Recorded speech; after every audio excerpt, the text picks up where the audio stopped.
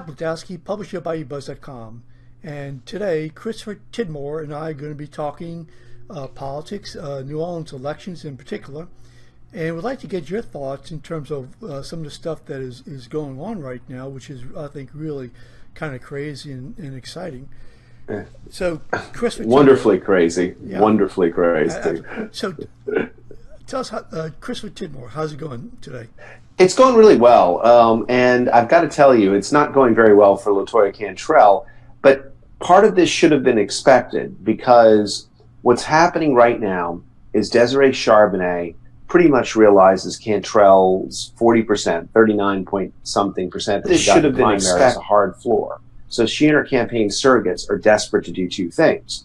One, make sure that the Republican vote that went to Charbonnet in the primary continues to go to her, and any Republican vote that went particularly to Michael Bagneris, or white vote, goes to her. And secondly, that the vote that Troy Henry earned in the primary goes to Charbonnet over Cantrell.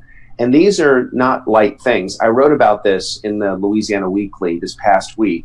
You can get it at louisianaweekly.net, or for those watching on my Facebook page right below this, where I talked about that Michael Bagneris lost this race. The reason he didn't make the runoff could be attributed to two men, J. Batt and Troy Henry, the chairman of the Orleans Parish Republican Party, and his fellow candidate and friend, Troy Henry. And the reason was that both of those constituencies were key players, the Republican constituency and the upperly mobile professional African-American constituency that Henry appeals to.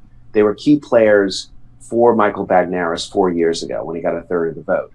And that essentially what the 1-2 punch, first, that the Orleans Parish Republican Party decided not only to endorse Desiree Charbonnet, and I explained the methodology as to why in the article, it's very detailed, but basically it boiled down to they didn't think Bagneris could get in the runoff. That their not only endorsement, but their active pushing of Charbonnet did not deny Bagneris all the Republican vote, or even most of it, but a sizable enough percentage that Charbonnet actually overperformed with GOP voters than I thought and many people thought she would have in the primary. But the second part of that is Troy Henry. And this is something Michael Bagneris himself told me, that he had wooed and begged Troy Henry not to run because they went after the same vote. They quite literally cannibalized that same vote, the professional, middle-class African-American vote.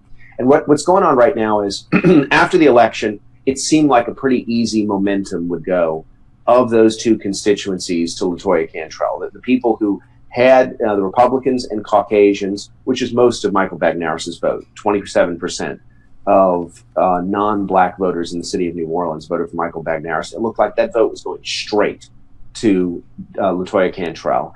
And it looked like Troy Henry's vote would.